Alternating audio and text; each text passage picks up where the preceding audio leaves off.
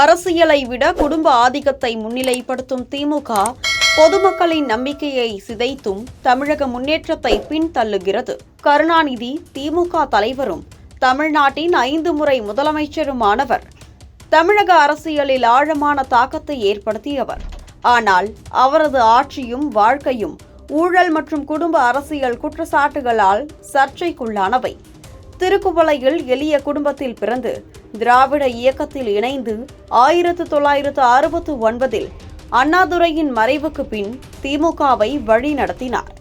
சமூக நீதி, கல்வி, உள்கட்டமைப்பு மேம்பாட்டிற்கு அவர் முக்கியத்துவம் அளித்தாலும் 2G ஊழல் உள்ளிட்ட குற்றச்சாட்டுகள் அவரது நற்பெயருக்கு களங்கம் விளைவித்தன.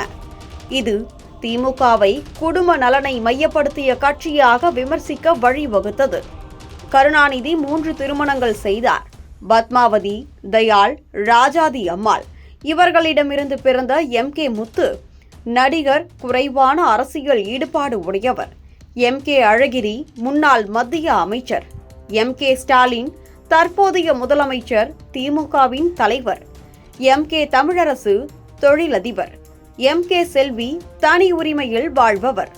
கனிமொழி மக்களவை உறுப்பினர், கவிஞர் ஆகியோர் மற்றும் மருமக்களான தயாநிதி மாறன் முன்னாள் மத்திய அமைச்சர், கலாநிதி மாறன் சன் குழும உரிமையாளர் மற்றும் அவரது பேரன் உதயநிதி ஸ்டாலின் துணை முதலமைச்சர், நடிகர், தயாரிப்பாளர் ஆகியோர் அரசியல், திரைத்துறையில், வணிகத்தில் ஆதிக்கம் செலுத்துகின்றனர். இவர்களுக்கு முக்கிய பதவிகள் மற்றும் வணிக வாய்ப்புகள் வழங்கப்பட்டதாக விமர்சனம் எழுந்தது. இது குடும்ப அரசியலை வலுப்படுத்தியது.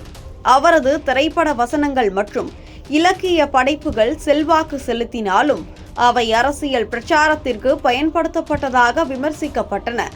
ஜெயலலிதாவுடனான பகை அரசியல் பிளவை ஏற்படுத்தியது.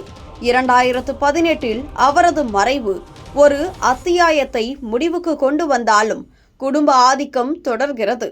இது தமிழக அரசியலில் குடும்ப அரசியல் மற்றும் ஊழல் விமர்சனங்களை தீவிரப்படுத்தி உள்ளது.